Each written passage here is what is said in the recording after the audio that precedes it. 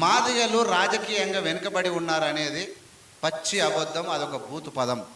మొదటి ఆన్సర్ చెప్తున్నా, మాదిగలు రాజకీయంగా వెనుకబడి ఉండేది అనేది ఒక బూతు పదం. ఎవడన్నంటే వాడు సిగ్గుదాపినోడు తప్ప ఇంకోటి కాడు. ఒక అబద్ధాల కోరు మాట్లాడే మాటలు తప్ప ఇంకోటి కాదు. భారతదేశంలో రాజకీయంగా ఏదన్నా కులము బాగుపడ్డది, అత్యధిక పదవులు అనుభవించిందంటే అది కేవలం మాదిగ కులం మాత్రమే.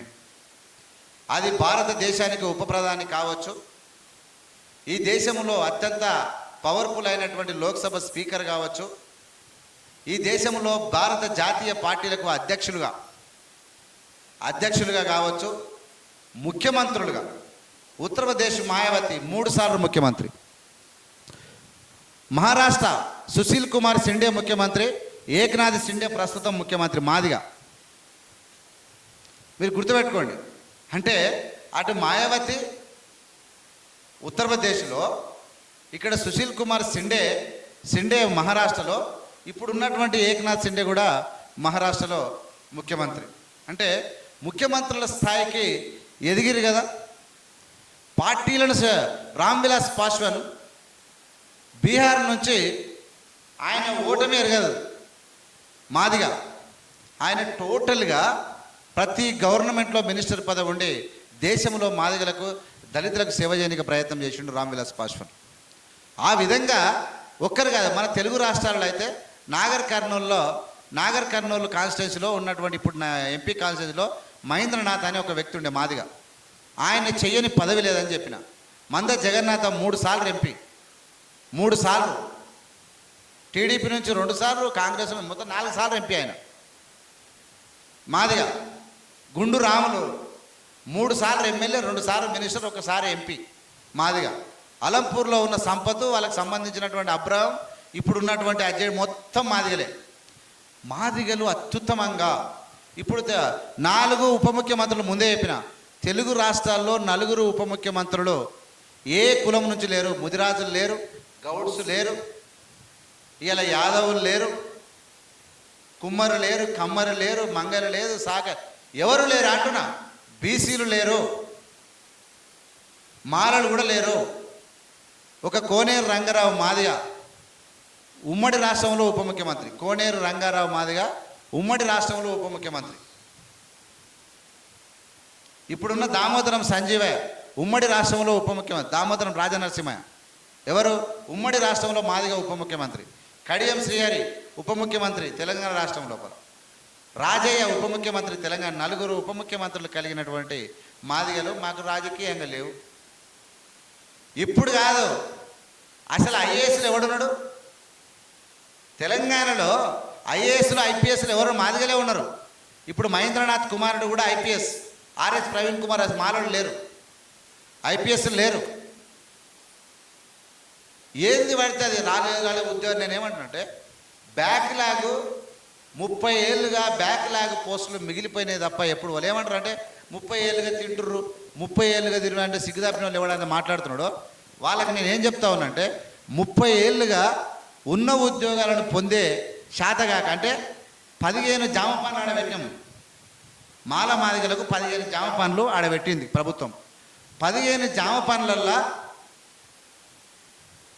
10 డిగ్రీ పాస్ అయ్యి ఆ జామ పండు తీసుకోవాలి. ఏం చేయాలి? డిగ్రీ పాస్ అయినోడు పోయి ఆ జామ పండు తీసుకోవాలి.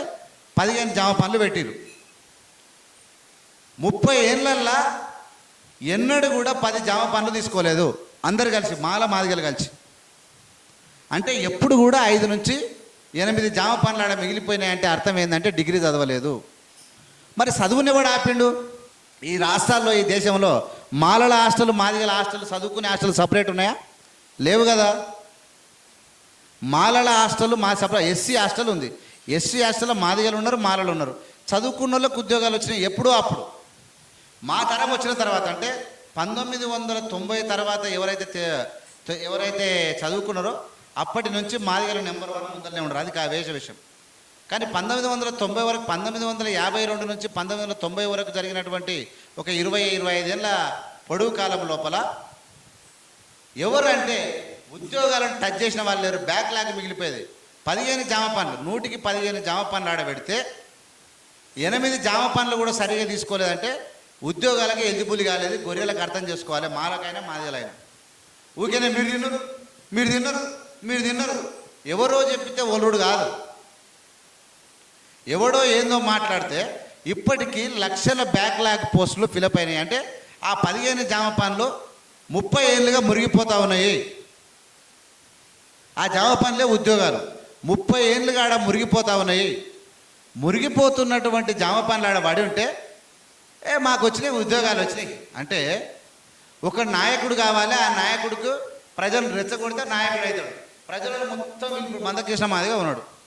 2 లక్షల మంది రావాలి, ఏబిసిడి వర్గీకరణ, ప్రాణాలైనా అర్పిస్తాము, ఏబిసిడి సాధిస్తాం. వాయబ్బా ఇదేందో ఉందిరో, ఇదేందో ఉందిరో. నిజంగా అందులో ఉన్నట్టు ఏముండదు, అందులో నథింగ్ విల్ బి దేర్. ఎంతోమంది లక్షల మంది ఏమంటారు అంటే మాదిగలకు ఉద్యోగాలు రాలేదు. మాలోళ్ళు మొత్తం అరే జామ పనుల కథ చెప్పినాయి కదా, అది కూడా ఉద్యోగాల కథనే. అది ఎంబీబీఎస్ ఎంతమంది మాదిగలు లెక్క పెట్టండి. డాక్టర్లు ఎంతమంది మాదిగలు ఉన్నారు, ఇంజనీర్లు ఎంతమంది ఉన్నారు, ఇవాళ వెటర్నరీ డాక్టర్స్ ఎంతమంది ఉన్నారు, టెక్నికల్గా ఎంతమంది ఉన్నారు అంటే లక్షలాది మంది ఉన్నారు. అంటే మరి ఏమైంది అంటే ఉద్యమం చేసిరు కానీ అనవసరమైనటువంటి అవకాశం లేదు, వాళ్ళే దోసుక తింటురని పచ్చి అబద్ధాలను ఎవరైతే ప్రచారం చేశారో దానివల్ల మాల మాదిగల యొక్క యూనిటీ తగ్గి భవిష్యత్తులో యూనిట్గా ఉండాల్సినటువంటి కలుషితమైనటువంటి మనసులు కలుషితమైపోయినాయి.